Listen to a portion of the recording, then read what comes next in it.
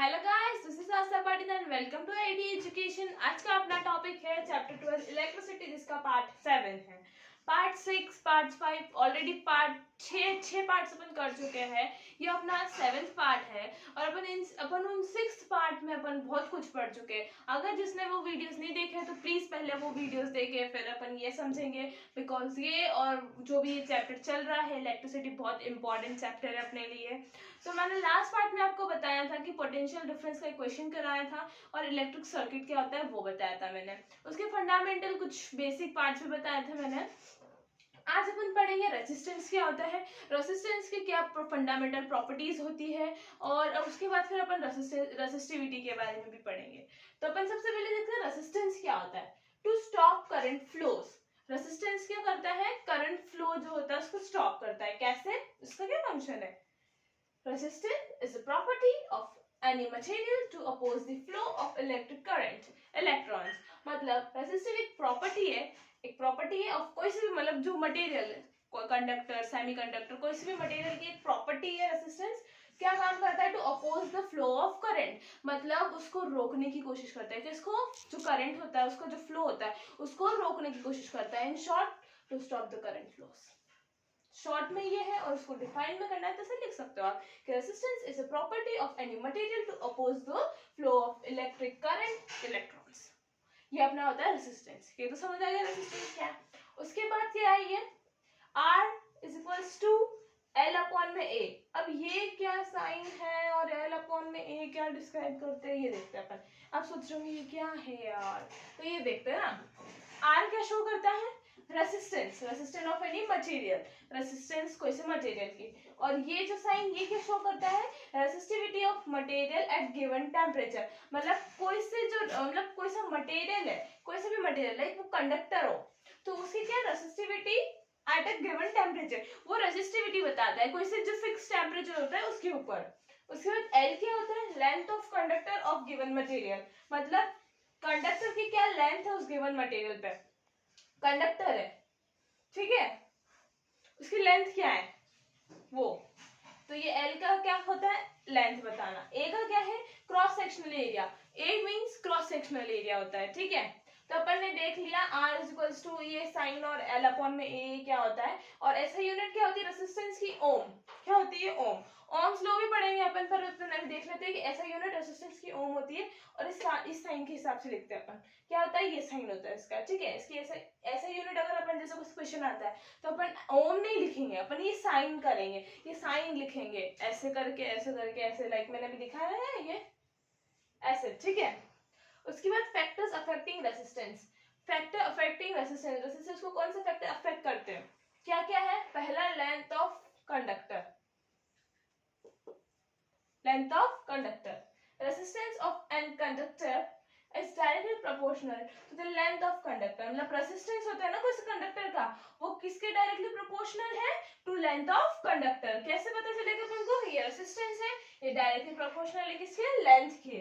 तो यही लिखा हुआ है, लेंथ ऑफ कंडक्टर में resistance of an conductor is directly proportional to the length of conductor. Second क्या है, cross sectional area of conductor. ये इसका सेकंड अफेक्टर है, किसका, रेजिस्टेंस का, जो अफेक्ट करता है। तो क्या है, cross sectional area of conductor, resistance of conductor is inversely, वो डायरेक्टली प्रोपोर्शनल था, ये inversely proportional to the cross sectional area of conductor. Means resistance किसके, क्रॉस सेक्शनल एरिया के इनवर्सली प्रोपोर्शनल है। तो इनवर्सली तो डायरेक्ट अपन लिख नहीं सकते, is inverse directly proportional to A, ऐसे लिखते हैं। अगर डायरेक्टली तो ऐसे लिखते हैं, अब इनवर्सली तो 1 अपॉन में A लिखेंगे अपन। तो R is equals to R inversely proportional to cross sectional area, ऐसे हो गया ये अपना। उसके बाद क्या आता है फिर, टेम्परेचर ऑफ कंडक्टर।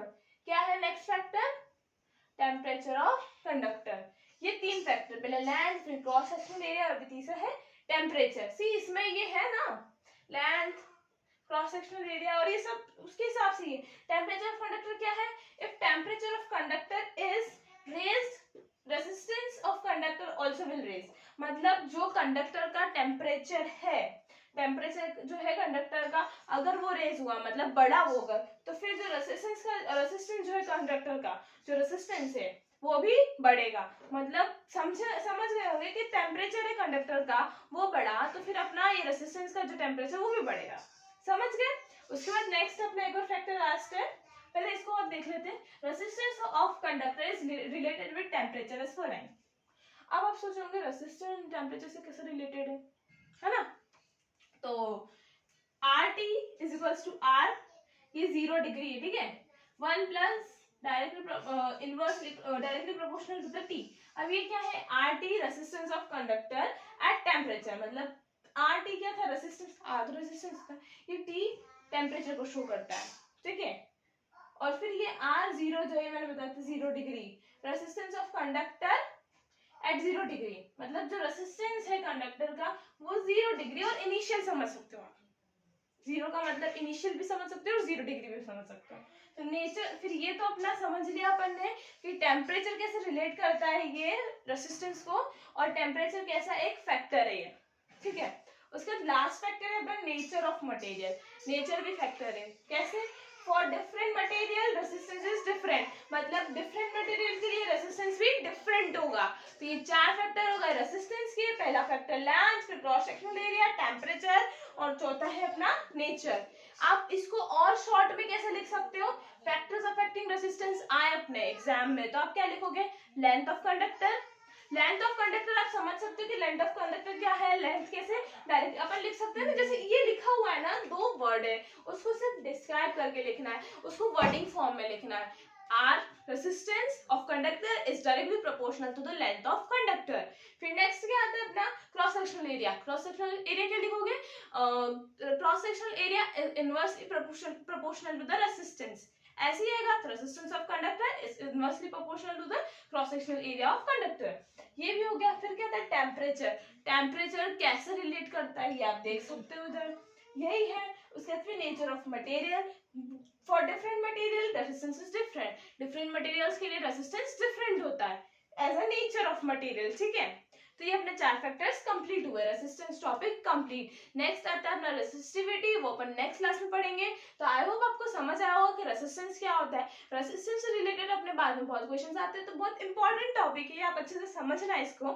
एक बार बुक और अपनी टेक्स्ट बुक्स में भी देखना तो आपको अच्छे से समझ आएगा। So please like share subscribe my channel, and also अगर आप न्यू हैं तो सब्सक्राइब करें, एंड ऑल्सो जो ऑलरेडी आ चुके हैं वो लाइक भी करें और शेयर भी करें। So thank you, have a good day.